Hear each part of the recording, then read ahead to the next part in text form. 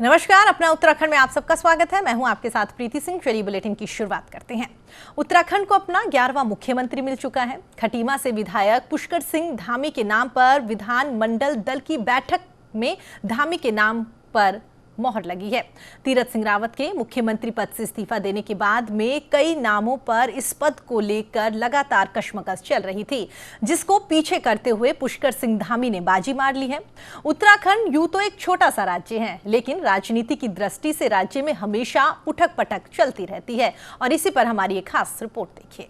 कई नामों पर चला अटकलों का दौर अब खत्म हो गया और उत्तराखंड को अपना 11वां मुख्यमंत्री खटीमा से विधायक पुष्कर सिंह धामी के रूप में मिल गया।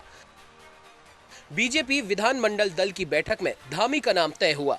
पुष्कर सिंह धामी बीजेपी युवा मोर्चा के प्रदेश अध्यक्ष रहे हैं। साथ ही पिछले मुख्यमंत्रियों की तरह उन्हें आरएसएस का करीबी माना जाता है। धामी सीमांत विधानसभा क्षेत्र खटीमा से 2 बार विधायक चुने गए। देवभूमि उत्तराखंड प्रदेश के अति सीमांत जनपद पिथौरागढ़ की ग्राम सभा टुंडी तहसील डीडीहाट में 16 सितंबर 1975 को विधायक पुष्कर धामी का जन्म हुआ। आर्थिक अभाव में जीवन यापन कर सरकारी स्कूलों से प्राथमिक शिक्षा ग्रहण की। 3 बहनों के पश्चात अकेला पुत्र होने के नाते परिवार के प्रति जिम्मेदारियां हमेशा बनी रही। मैं सबसे पहले धन्यवाद करना चाहूँगी पार्टी हाईकमान का, पार्टी संगठन का, माननीय श्री नरेंद्र मोदी जी का, माननीय श्री अमित शाह जी का, माननीय श्री राजनाथ सिंह जी का, माननीय श्री हमारे जेपी नड्डा जी का, सभी का और समस्त पूरी हमारे क्षेत्र खटीमा की जनता का, देवभूमि जनता का, जिन्होंने हमें धामी जी को यहाँ से 2 बार का विधायक बनाया और उनकी योग्यता को देखते हुए आज पार्टी संगठन ने, पार्टी हाईकमान ने उन्हें ये दायित्व सौंपा है। और मैं ये भी कहना चाहूँगी जो भी इनको जिम्मेदारी मिली है उस जिम्मेदारी को बखूबी निभाते हुए अपनी जो भी जिम्मेदारियां हैं उनसे ऊपर उठ करके वो कार्य करेंगे। और क्योंकि एक बहुत ही सामान्य परिवार में वो उन्होंने जन्म लिया है और सारी समस्याओं को उन्होंने बहुत नज़दीकियों से देखा है, अपनी क्षेत्र की जनता की समस्याओं को, तो जो है जो भी कार्य करेंगे बहुत बखूबी मैं समझती हूँ कि वो निभाएंगे। बहुत अच्छा लग रहा है। अच्छा, हो रहा है उसके पिताजी ने नहीं देखी है, वो भी देखना चाहते थे। वो भी देखना चाहते थे, तो कितना मतलब खुशी भी हो रही है, दुख भी हो रहा है। याद आ रही है तो खुशी हुई है, खुशी के हाथ आ रहे हैं। तो अब मुख्यमंत्री बन गए हैं धामी जी, तो क्या क्षेत्र का विकास भी होगा, तो किस तरीके से देख रहे हैं? पूछ लीजिए आप, हाथ से हाथ। होगा तो कुछ करेगा। बहुत तमन्ना थी, कब से बनने वाला था, बना नहीं, आज भगवान ने सुन ली, बन गया, बहुत खुशी होती। पुष्कर सिंह धामी बचपन से ही स्काउट गाइड, एनसीसी, एनएसएस जैसी शाखाओं में एक्टिव रहे। छात्र जीवन में उन्होंने लखनऊ विश्वविद्यालय में छात्रों को एकजुट किया और शैक्षणिक हितों की लड़ाई लड़ी। पुष्कर सिंह धामी के राजनीतिक जीवन पर अगर नजर डालें तो साल 1990 से 1999 तक जिले से लेकर राज्य और राष्ट्रीय स्तर तक अखिल भारतीय विद्यार्थी परिषद में विभिन्न पदों में रहकर विद्यार्थी परिषद में कार्य किया और इस दौरान अलग अलग दायित्वों के साथ साथ प्रदेश मंत्री के तौर पर लखनऊ में हुए एबीवीपी के राष्ट्रीय सम्मेलन में संयोजक और संचालन कर प्रमुख भूमिका निभाई।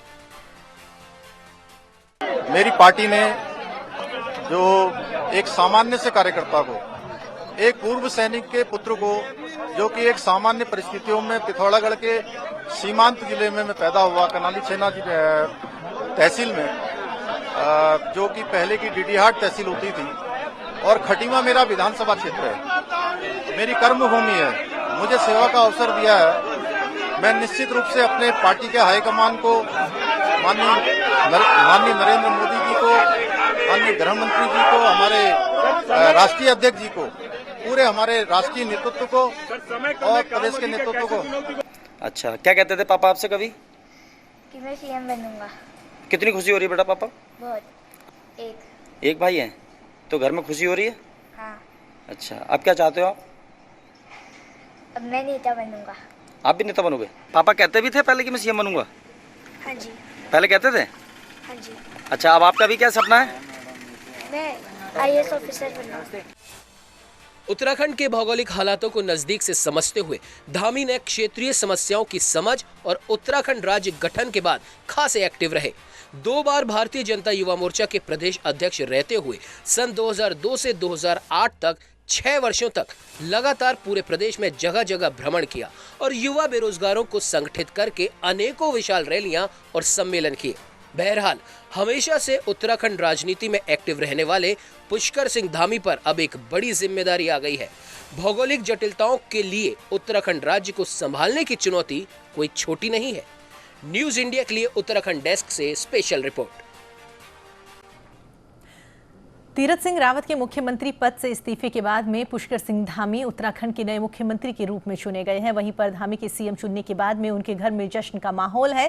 सीएम धामी की पत्नी गीता धामी का कहना है कि धामी जी हमेशा से ही अपने कार्यों के प्रति सजग रहे हैं और अब सीएम बनने के बाद उनका पहला कर्तव्य जनता की सेवा करना और उनके हित के लिए कार्य करना है। आपको यहाँ पर यह भी बता दें कि बीजेपी विधायक मंडल दल की बैठक में नए मुख्यमंत्री के रूप में उनके नाम पर मुहर लगी है। रविवार शाम को 5 बजे राजभवन में शपथ ग्रहण समारोह आयोजित किया जाएगा, जिसमें वो उत्तराखंड के 11वें मुख्यमंत्री के रूप में शपथ लेंगे।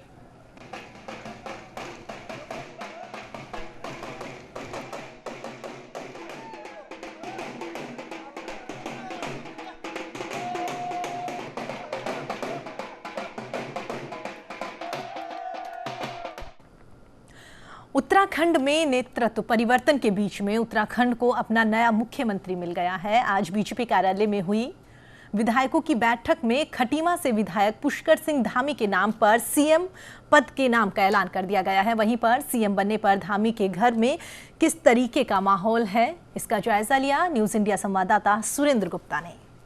उत्तराखंड को नया चेहरा मिल चुका है। वहीं अगर बात करें तो वहीं पुष्कर सिंह धामी को नया चेहरा चुना गया है और केंद्रीय नेतृत्व ने एक बार फिर दांव खेला है पुष्कर सिंह धामी पर। 2 बार के विधायक रह चुके क्षेत्र खटीमा से पुष्कर सिंह धामी काफ़ी कर्मठ और काफ़ी जुझारू हैं। उन्होंने क्षेत्र का विकास किया है विधायक रहते हुए। और इस समय अगर बात करें तो खटीमा क्षेत्र से 6 किलोमीटर की दूरी पर भारत नेपाल की सीमा पर नगरा गांव में उनका मकान है, जिनके यहाँ मैं मौजूद हूँ। इस समय पुलिस प्रोटेक्शन पूरी तरीके से यहाँ मिल चुकी है, यहाँ पुलिस पूरी तरीके से तैनात है। वहीं परिवार वालों में काफ़ी खुशी का माहौल देखा जा रहा है और गाँव वालों में काफ़ी खुशी का माहौल देखा जा रहा है। यहीं अगर बात करें तो उनकी मिसेज से हमारी बात हुई थी तो उनका मिसेज ने केंद्रीय नेतृत्व का आभार जताते हुए उन्होंने बताया कि आने वाले समय में पुष्कर सिंह धामी जो मेरे हस्बैंड हैं वो काफ़ी विकास करेंगे और लोगों के उम्मीदों पर खरे उतरेंगे। प्रदेश की जनता का विकास होगा, प्रदेश का विकास होगा। तो वहीं उनकी माता जी मेरे साथ यहाँ इसमें मौजूद हैं। यहाँ पीछे मैं दिखाऊंगा, यहाँ पीछे बैठी हुई हैं। गांव वालों का जमावड़ा लगा हुआ है। यहाँ गाँव वालों से अगर बात करेंगे तो किस तरीके से देखते हैं। क्या नाम है आपका? कैसा लग रहा है? बहुत ज़्यादा खुशी का माहौल है यहाँ और गाँव अभी कुछ देर बाद 1-आध घंटे में और काफ़ी भीड़ भाड़ होने वाली है यहाँ पे और हम काफ़ी उत्साहित हैं कि हमारे क्षेत्र से हमारे पुष्कर सिंह धामी जी सीएम बने हैं। जिंदाबाद जिंदाबाद।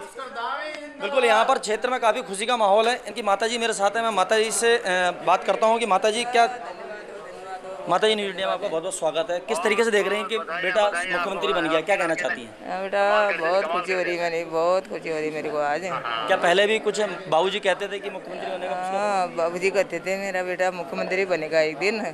उन्होंने नहीं देख पाया, वही दुख हो रहा थोड़ा और बहुत खुशी हो रही है। हाँ, ये माताजी मेरे साथ थी पुष्कर सिंह धामी जी की नए मुख्यमंत्री की सूबे के जो मुखिया हैं उनकी माताजी मेरे साथ थी। उनका साफ तौर पर कहना है कि इनके जो पिताजी थे सूबेदार थे और सेना में थे। उनका कहना था कि उनको भी एक सपना था कि एक दिन बेटा सीएम बनेगा। लेकिन यहाँ काफ़ी खुशी देखने को मिल रही है। आगे देखते हैं कि क्या क्या नज़ारे देखने को मिलते हैं। पटाखे का माहौल है, मिठाई बट रही है, गाँव में खुशी का माहौल है और एक तरफ कहीं ना कहीं प्रदेश में भी खुशी का माहौल है। Surendra Kumar Gupta, news India, Khatima.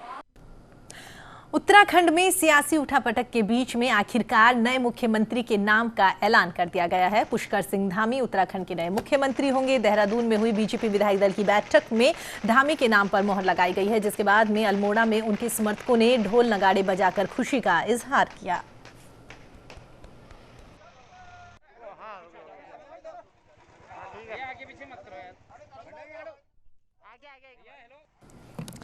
तो आपको बता दें, उत्तराखंड के नए मुख्यमंत्री के नाम का ऐलान कर दिया गया है। आज 3 बजे विधायकों की महत्वपूर्ण बैठक का आयोजन किया गया और उसके बाद में तमाम विधायकों की ओर से पुष्कर सिंह धामी के नाम पर सहमति बनी और उसके बाद उन्हें उत्तराखंड के 11वें मुख्यमंत्री के तौर पर सबके सामने नाम उनका जाहिर किया गया।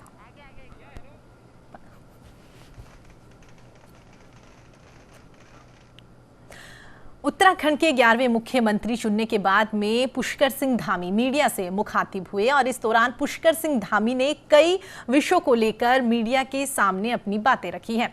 उन्होंने कहा है कि प्रदेश के अंतिम व्यक्ति तक मैं अपनी सेवाएं दूंगा। साथ ही उन्होंने ये भी कहा, साल 2022 का विधानसभा चुनाव मेरे लिए कोई चुनौती नहीं है बल्कि अवसर है, जिसे मैं जिम्मेदारी के साथ निभाऊंगा। वहीं पर मंत्रिमंडल विस्तार को लेकर उन्होंने कहा कि अभी इस पर कोई चर्चा नहीं की गई। इस प्रकार से बच्चे की तरह लगातार अपने आंचल में छांव देने का काम किया और आज प्रदेश के मुख्य सेवक के रूप में मुझे जिम्मेदारी दी है। मैं अपने आप को निश्चित रूप से सौभाग्यशाली मानता हूं, क्योंकि हमारी पार्टी एक सामान्य कार्यकर्ता को इतनी बड़ी जिम्मेदारी तक पहुंचाने वाली पहली पार्टी होती है। हमारे यहाँ पर कोई इस प्रकार का नहीं है कि कोई पहले से राजनीतिक परिवार हो, कोई किसी प्रकार की कोई पृष्ठभूमि हो, लेकिन उसके बाद भी पार्टी में हमारे यहाँ इस प्रकार से कार्यकर्ता का विकास किया जाता है। उसका मैं एक आप सबके सामने उदाहरण हूँ।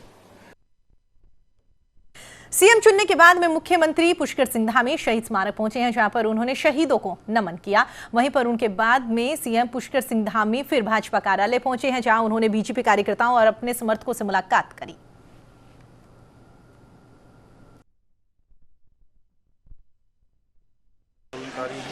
जिन्होंने अपनी शहादत दी, उनके कारण से ही हमारा राज्य बना और राज्य के अंदर नई नई चीज़ें हुई। तो निश्चित रूप से उनके जो सपने थे, उन सपनों को साकार करना है।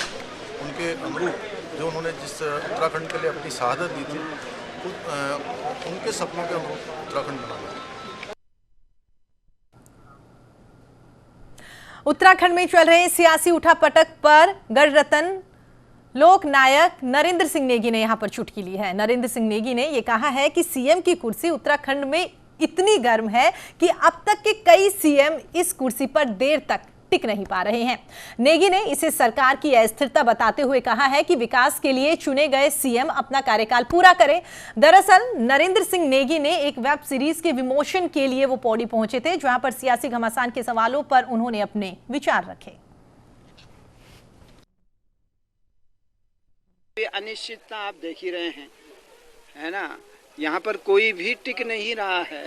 सीएम की कुर्सी तो आप देख ही रहे हैं कितनी गर्म हो रखी है। कोई कि थोड़ी देर बैठता है फिर उठ के चल देता है।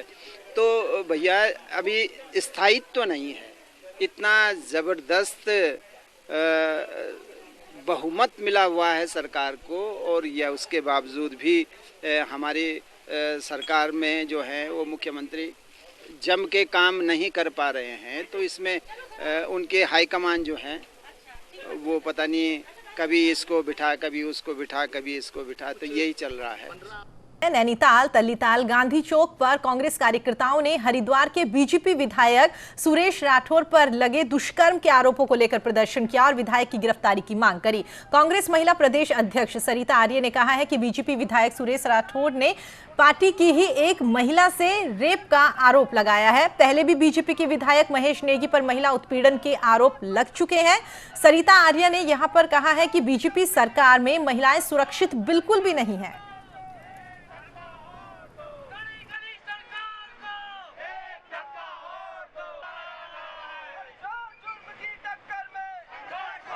भाजपा में चल रहा है, उन्हीं के विधायक उन्हीं के नेत्रियों के बलात्कार कर रहे हैं। जिस तरह से पहले महेश नेगी का मामला आया था संज्ञान में, महेश नेगी का अभी तक मामला नहीं सुलझा है।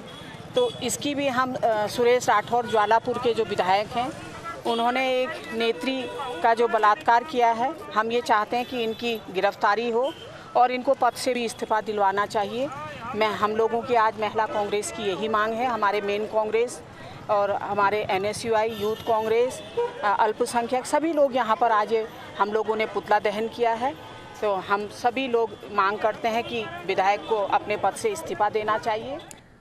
उत्तराखंड के लक्सर में कोरोना की तीसरी लहर से निपटने के लिए स्वास्थ्य विभाग पूरी तरीके से तैयार नजर आ रहा है। विभाग ने जहां एक तरफ कोरोना टीकाकरण पर ताकत झोंक रखी है तो वहीं पर अब कोरोना टेस्टिंग पर भी विभाग पूरा ध्यान दे रहा है। स्वास्थ्य विभाग की टीमों की ओर से बीआरसी कार्यालय पर बनाई गई सेशन साइट पर लगातार टीकाकरण किया जा रहा है, तो दूसरी तरफ विभाग की ओर से टीमें लगातार लक्सर हरिद्वार हाईवे पर लोगों की कोरोना टेस्टिंग में लगी हुई है।